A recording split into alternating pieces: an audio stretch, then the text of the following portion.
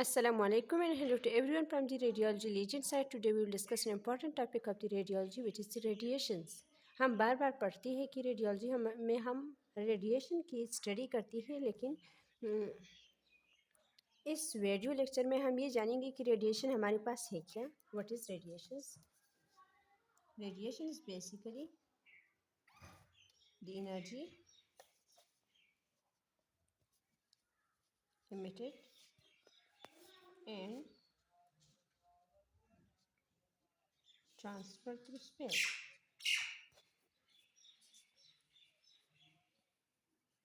Radiation हमारे पास क्या है? जब स्पेस में एनर्जी ट्रेवल करता है at speed of light. This is called the radiation. Speed of light हमारे पास कितनी है? 3 × 10⁸ metre per second. Okay. Radiations. Now we will discuss the classifications of the radiations.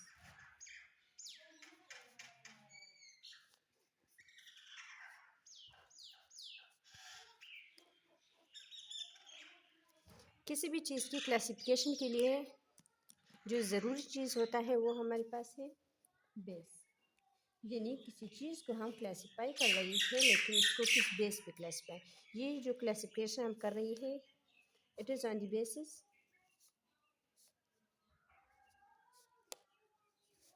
Of nature of the radiations.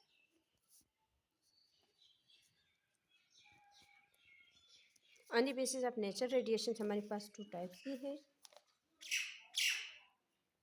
One is for the particulate radiations.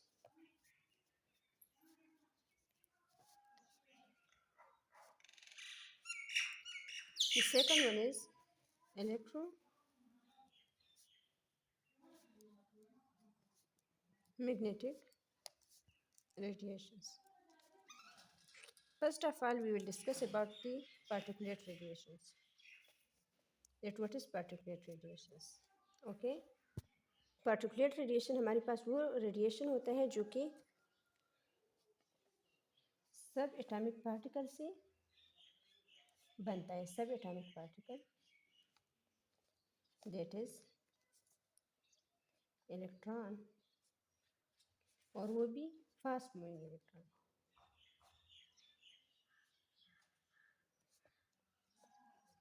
Proton and neutron.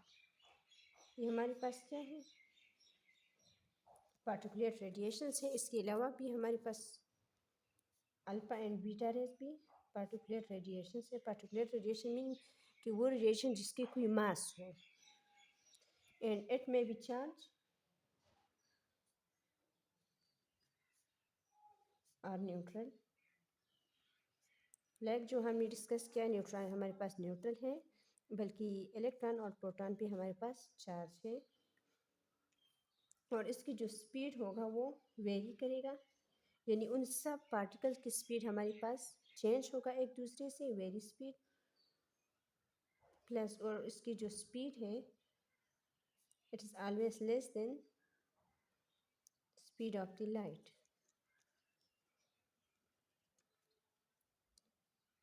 दूसरा हमारे पास है electromagnetic radiation. Now we will discuss that what is electromagnetic radiations. Electromagnetic radiation हमारे पास वो radiations है जिसकी neither मास है, नाइदर मास, और ना उसकी कोई चार्ज है, बल्कि ये एक पैकेट्स ऑफ द एनर्जी की फॉर्म में ट्रेवल करता है at the speed of light. और इस पैकेट्स को हम कहते हैं प्रोटॉन और क्वांटम्स. ओके. प्रोटॉन हमारे पास क्या है? जो कि इलेक्ट्रोमैग्नेटिक रेडिएशंस की पैकेट्स है, उसको हम क्वांटम भी कहते हैं और प्रोटॉन भी कहते हैं. ओके. नाउ अब हम इलेक्ट्रोमैग्नेटिक रेडिएशंस की कुछ एग्जांपल डिस्कस कर रही है. इलेक्ट्रोमैग्नेटिक रेडिएशन हमारे पास बहुत सी है नेचर में, और उसकी एक वो कुछ ख़ास टाइप की नहीं है, यानी ये स्पेसिफिक नहीं है, और यानी प्योर नहीं है, बल्कि उसकी एक स्पेसिफिक स्पेक्ट्रम प्रेजेंट है हमारे पास, जिसे हम कहते हैं इलेक्ट्रोमैग्नेटिक स्पेक्ट्रम। स्पेक्ट्रम का मतलब ये है कि हम किसी एनर्जी को फ्रीक्वेंसी और वेवलेंथ की बेस पे क्लासिफाई करें। अब हम इलेक्ट्रोमैग्नेटिक एनर्जी की कुछ एग्जांपल डिस्कस करें, जिसमें हमारे पास है X rays, gamma rays, ultraviolet, visible and infrared. ये सब के सब इलेक्ट्रोमैग्नेटिक स्पेक्ट्रम में पाया जाता है, और इन सब में जो हाई फ्रीक्वेंसी है वो कॉस्मिक रेज की है, और सबसे जो लोवेस्ट फ्रीक्वेंसी है वो रेडियो वेव्स की है। पॉइंट्स टू बी रिमेंबर्ड, जो हमारे पास एक्स रेज है उसकी फ्रीक्वेंसी 10⁻⁻16 से लेकर 10⁻⁻20 हर्ट्ज है, जबकि इसकी वेवलेंथ हमारे पास 10⁻⁻8 से लेकर 10⁻⁻12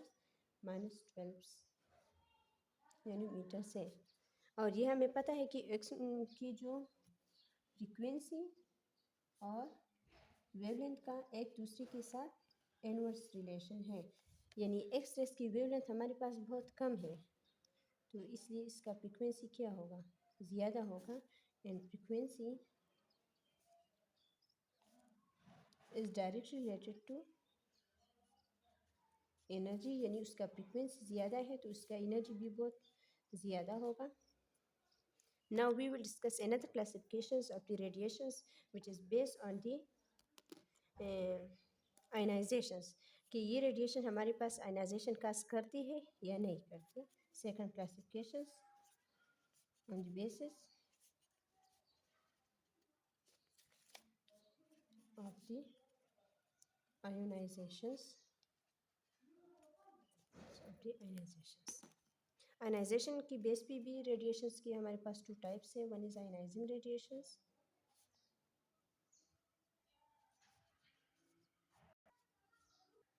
और दूसरा हमारे पास है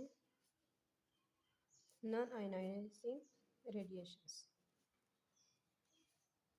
non ionizing radiations, ionizing radiation हमारे पास वो रेडिएशंस होगा जिसकी ज़्यादा एनर्जी होगी, और जब उसकी हाई एनर्जी होगा, जब ये किसी टिश्यू से पेनिट्रेट करेगा तो इसमें एटम से इलेक्ट्रॉन रिलीज़ करेगा, यानी एटम्स की वो आयनाइजेशन कर सकती है। और एटम की आयनाइजेशन वो क्यों कर सकते हैं, हाई एनर्जी की वजह से कर सकते हैं। Now we will discuss the typical examples of the ionizing radiations. It include, हमारे पास इसमें एक रेडान है, कॉस्मिक रेज है, plus alpha, beta and gamma rays, plus the X rays. X ray भी हमारे पास आयनाइजिंग रेडिएशन है, और उसकी वजह हमने डिस्कस कर लिया कि उसकी हाई एनर्जी है। जब हाई एनर्जी है तो ऑलरेडी वो एटम की आयनाइजेशन काज करेगी। और दूसरा हमारे पास है नॉन आयोनाइजिंग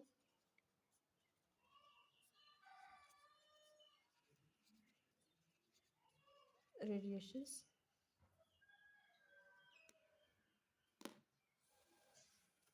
दूसरा हमारे पास क्या है, नॉन आयोनाइजिंग रेडिएशंस है। Non ionizing radiations will be low energy radiations, और जब ये लो एनर्जी रेडिएशन होगा, it will be unable to cause the ionization of atoms in the tissue to which it penetrates or from which it penetrates. Okay, और non ionizing radiation में हमारे पास कौन सी रेस है, इंक्लूड है electromagnetic spectrum में?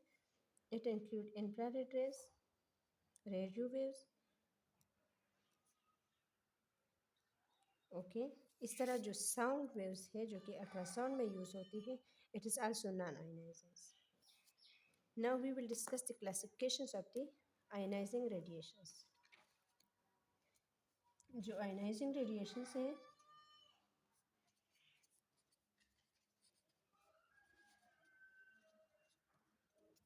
इसको हमने फर्दर क्लासीफाई किया हुआ है into two on the basis of sources उसकी क्लासिफिकेशन हुआ है onto two types. One is natural ionizing radiations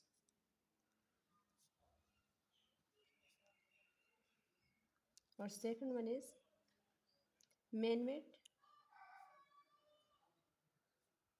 ionising radiations.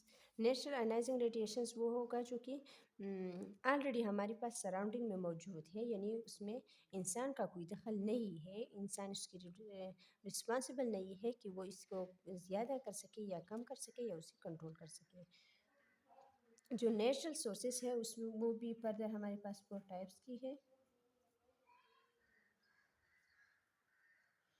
That is जो फर्स्ट ऑफ ऑल हमारे पास जो नेचुरल रेज है उसमें हमारे पास कॉस्मिक रेज इंक्लूड है. दूसरा हमारे पास है जो कि सन से एमिट होते हैं, दिस इज कॉल्ड कॉस्मिक रे, जो कि कैंसर के लिए भी रिस्पॉन्सिबल है internally.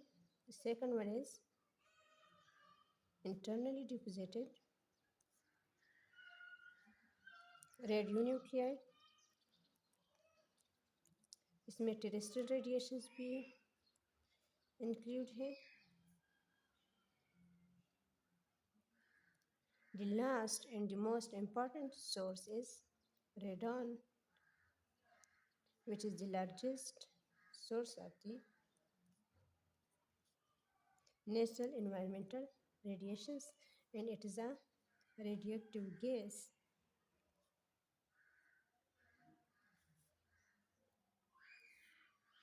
emitted from the radioactive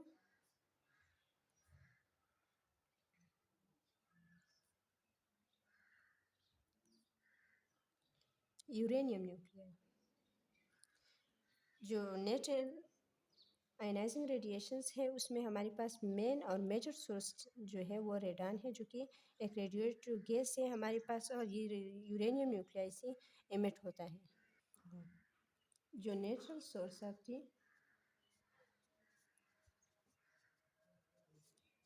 ionizing radiations है उसकी जो एनुअल डोज है वो हमारे पास 3.0 मिलीसीवर्ट है. You have to remember it. Now we will discuss about the man-made radiations. और man-made source of the radiations, man-made source वो है जो कि इंसान ने बनाया है, कुछ पर्पस के लिए है. मेनली उसमें हमारे पास डायग्नोस्टिक एक्सरेज इंक्लूड है जो कि डायग्नोस्टिक और ट्रीटमेंट के लिए हम यूज़ कर रही है. और ये man-made सोर्स का एनुअल डोज हमारे पास 3.1 मिलीसीवर्ट है. और इसमें जो लार्जेस्ट सोर्स है this is the diagnostics X rays. और जितने भी हमारे पास रेडियोलॉजिकल प्रोसीजर है उसमें जो मेजर कंट्रीब्यूटर है रेडिएशंस का वो हमारे पास सीटी है. अबाउट 49% कंट्रीब्यूटर है ये. Okay, now we will discuss the uses of दी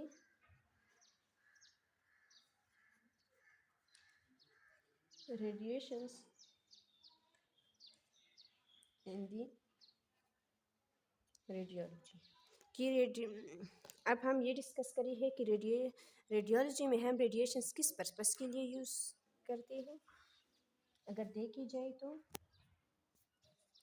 जो रेडिएशंस हैं एंड इट में बी आइदर आयनाइजिंग और नॉन आयनाइजिंग. कुछ प्रोसीजर में हमारे पास आयनाइजिंग रेडिएशंस यूज़ होता है, लाइक सीटी स्कैन हो गया, एक्सरे हो गया. कुछ सोर्स में हम नॉन आयनाइजिंग रेडिएशंस का यूज़ करवाती है, लाइक जो अल्ट्रासाउंड है, एमआरआई है.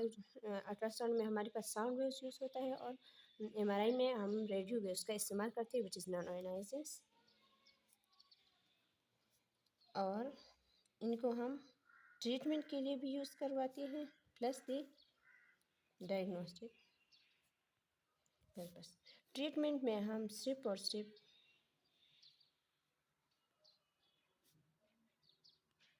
न्यूक्लियर मेडिसिन में इंक्लूड है, जो कि न्यूक्लियर मेडिसिन में हम क्या करवाते हैं, एक रेडियो फार्मास्यूटिकल यूज़ करते हैं। एक हम इसमें क्या करती है, रेडियो फार्मास्यूटिकल यूज़ करती है, जो कि डायग्नोसिस और ट्रीटमेंट दोनों के लिए यूज़ होता है। जबकि जो दूसरी प्रोसीजर्स है other than the nuclear medicine like CT, MRI, उन सब में हमारे पास जो एक्स-रेज है either ionizing or non-ionizing, it is used only for the diagnostic purpose. This all about the radiations, its introduction, its classifications. If you any queries related to it, you can all ask in the comment sections. Thank you.